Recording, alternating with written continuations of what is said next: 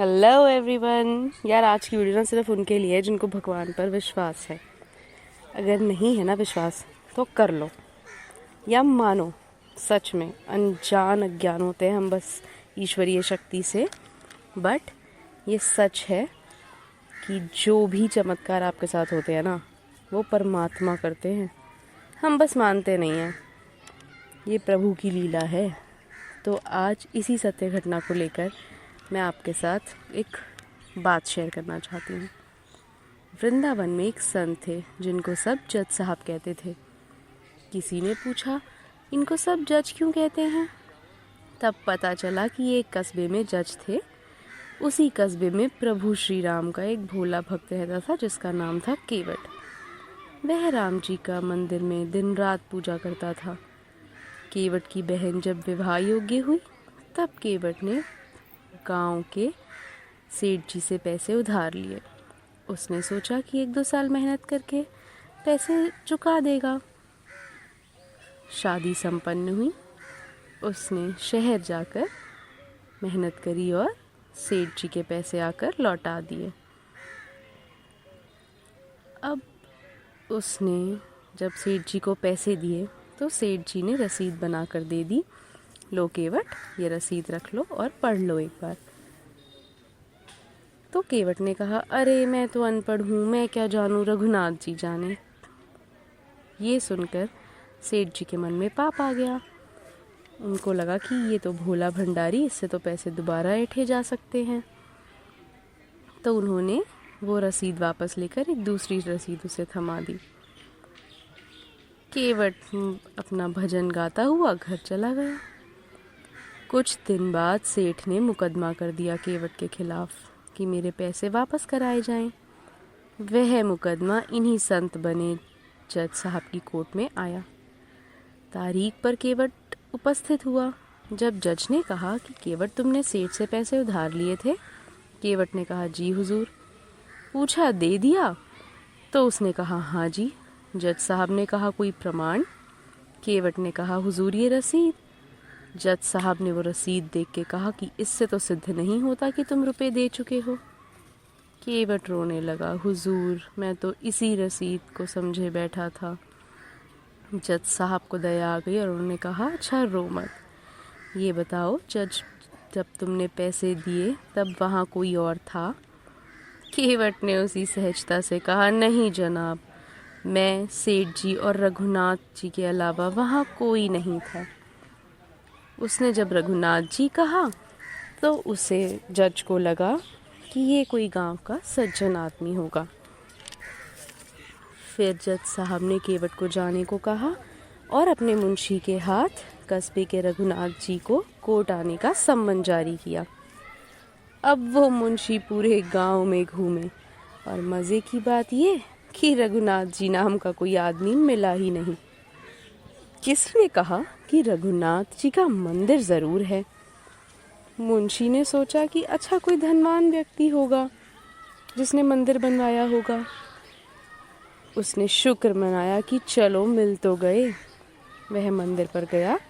पुजारी को देखकर पूछा कि रघुनाथ जी का मंदिर यही है? पुजारी जी ने कहा हाँ।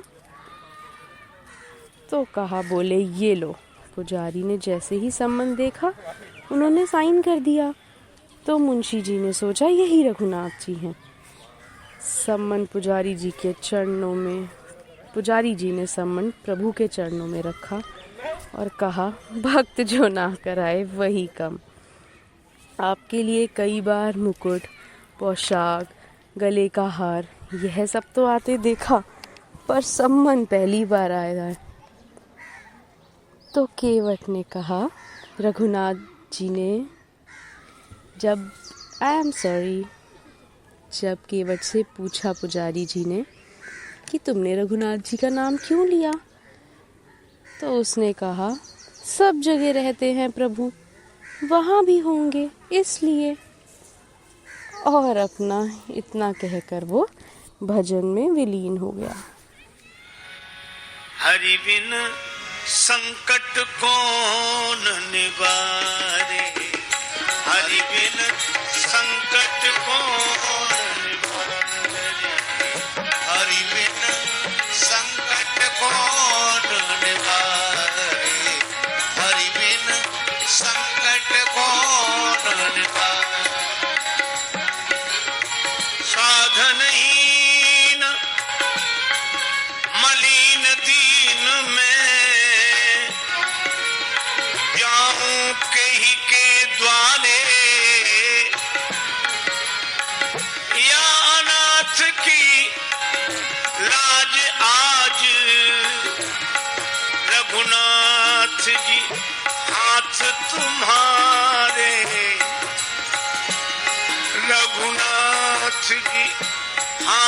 तुम्हारे, हरि बिन संकट कौन निवारे।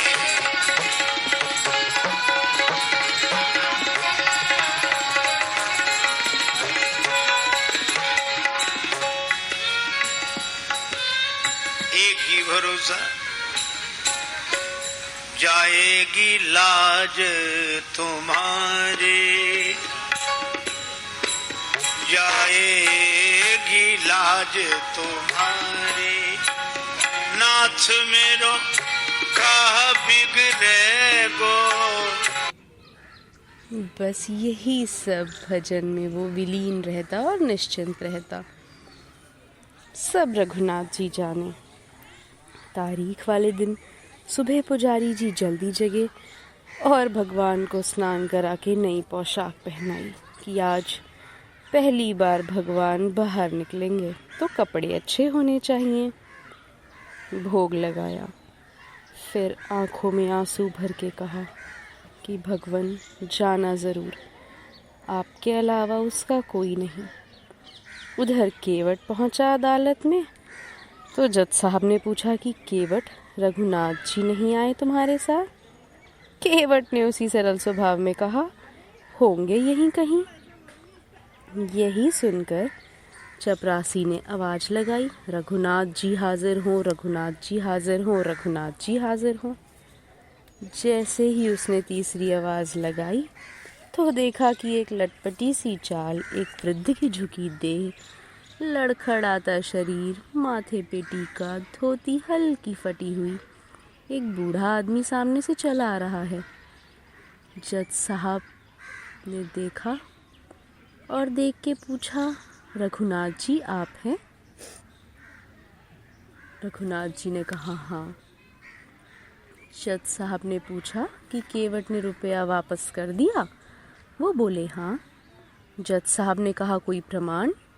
रघुनाथ जी सीधा बोले, केवट ने जब रुपया दिया था तो सेठ ने उसे पक्की रसीद भी बना के दी थी, मगर अनपढ़ होने के कारण जब वह रसीद ना पढ़ पाया तो पाप आ गया सेठ के मन में और उसने वह रसीद अपने गले के दाई तरफ में हिसाब की किताब में छुपा कर रख दी।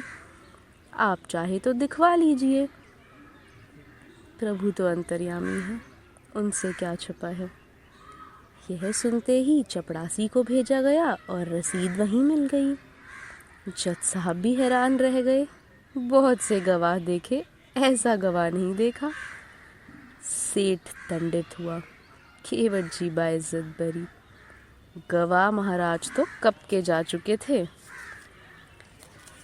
अब चेंबर में जज साहब ने केवट को बुलाया और पूछा कि ये रघुनाथ जी कहाँ रहते हैं। केवट ने कहा हुजूर जहाँ मैं रहता हूँ। जज ने पूछा तो तुम कहाँ रहते हो? केवट ने कहा जहाँ रघुनाथ जी रहते हैं। तो जज साहब ने कहा तो तुम दोनों किस गांव के रहने वाले हो?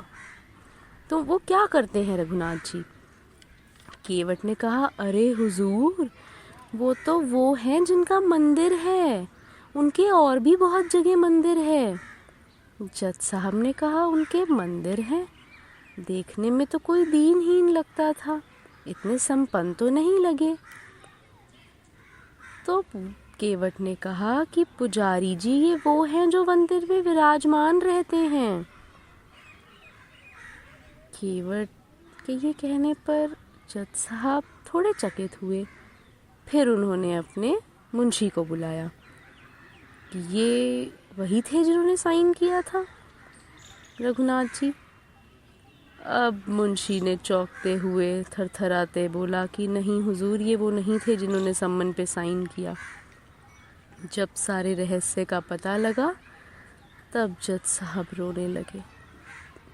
रोते रोते अगले दिन कोर्ट भी नहीं आए।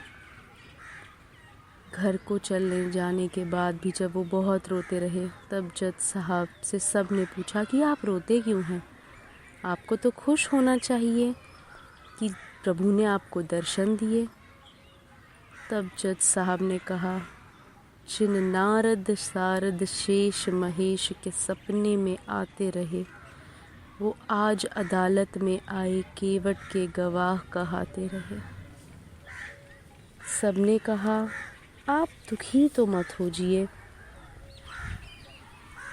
ये तो बहुत सुख की बात है कि प्रभु ने आपको दर्शन दिए।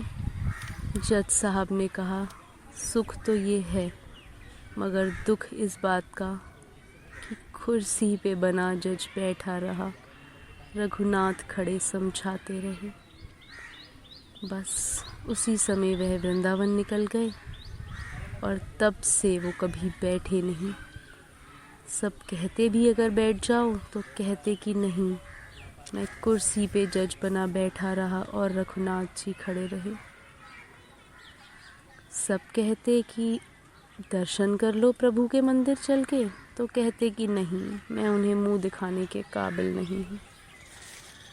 ये सच घटना है। अब कुछ लोग इसे माने ना माने वो उनकी मर्जी, बट सच तो यही है। प्रभु में विश्वास कीजिए। जय श्री राम।